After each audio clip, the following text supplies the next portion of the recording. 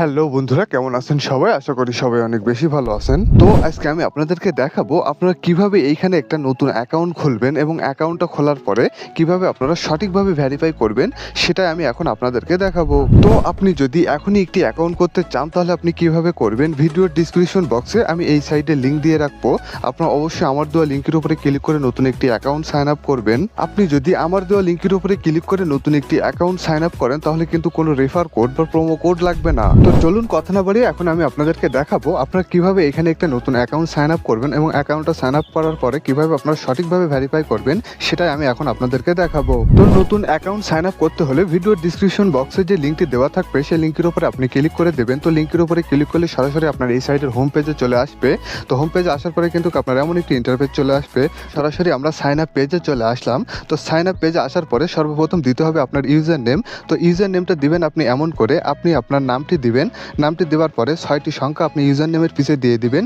দিলেই দেখবেন আপনার ইউজার নেমটি হয়ে যাবে। তো ইউজার নেমের পরে দিতে হবে আপনার পাসওয়ার্ড। তো পাসওয়ার্ডটা দিবেন আপনি এমন করে, আপনি আপনার নামটি দিবেন। নামটি দেওয়ার পরে 1 2 3 4 5 এভাবেও যদি আপনি পাসওয়ার্ডটা দেন তাহলে কিন্তু আপনার পাসওয়ার্ডটাও হয়ে যাবে। তো পাসওয়ার্ডটি দেওয়ার পরে দিতে হবে আপনার কনফার্ম পাসওয়ার্ড। তো কনফার্ম পাসওয়ার্ডটা দিবেন আপনি এমন করে, উপরে যে পাসওয়ার্ডটা দিয়েছেন সেই পাসওয়ার্ডটা আপনি নিচে কনফার্ম পাসওয়ার্ডে দিয়ে দিবেন।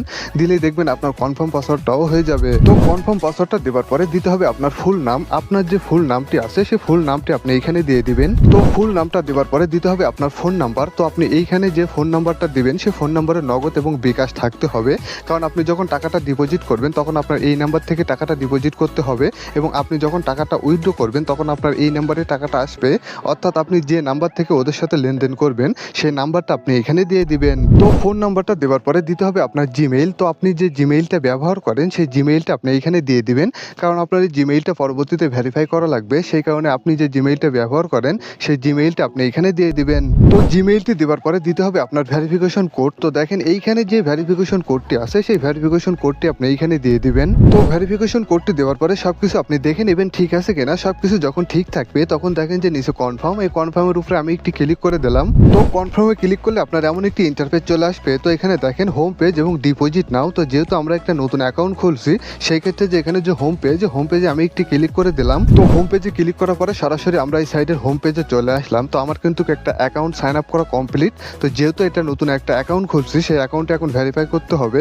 তো নতুন অ্যাকাউন্ট ভেরিফাই করতে হলে দেখেন যে নিচে মাই অ্যাকাউন্ট, এই মাই অ্যাকাউন্টের উপরে আমি একটি ক্লিক করে দিলাম। তো মাই অ্যাকাউন্টে ক্লিক করলে আপনার এমন একটি ইন্টারফেস চলে আসবে। তো যেহেতু আমরা এখানে অ্যাকাউন্টটি ভেরিফাই করব সেই ক্ষেত্রে দেখেন যে নিচে পার্সোনাল ইনফরমেশন, এই পার্সোনাল ইনফরমেশনে আমি একটি ক্লিক করে দিলাম। তো পার্সোনাল ইনফরমেশনে ক্লিক করলে আপনার এমন একটি ইন্টারফেস চলে আসবে। তো এইখানে সর্বপ্রথম আপনার ফোন নাম্বারটা ভেরিফাই করতে হবে। তো ফোন নাম্বারটা ভেরিফাই করতে হলে দেখেন যে এখানে নট ভেরিফাই, এই নট ভেরিফাইয়ের উপরে যদি আপনি একটি ক্লিক করে দেন তাহলে আপনার ফোন নাম্বারে একটি কোড চলে যাবে।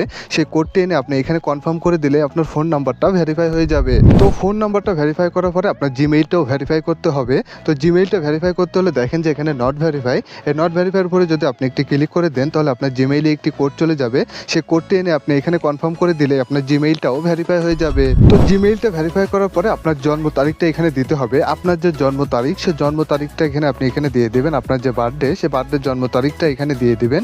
দিলে দেখবেন এখানে সেভ লেখা আসবে। তো জন্ম তারিখটা দিয়ে আপনি এখানে সেভ করে দিবেন। দিলে আপনার অ্যাকাউন্টটি সম্পূর্ণভাবে ভেরিফাই করা কমপ্লিট হয়ে যাবে। তো বন্ধুরা দেখলেন তো কিভাবে একটি অ্যাকাউন্ট সাইন আপ করতে হয় এবং অ্যাকাউন্টটা সাইন আপ করার পরে কিভাবে আপনারা সঠিকভাবে ভেরিফাই করবেন সেটা কিন্তু আজকে আমি আপনাদেরকে দেখালাম। তো বন্ধুরা এই ছিল আজকের মতো একটা অ্যাকাউন্ট সাইন আপ করার ভিডিও। তো ধন্যবাদ সবাইকে ভিডিওটা শেষ পর্যন্ত দেখার জন্য।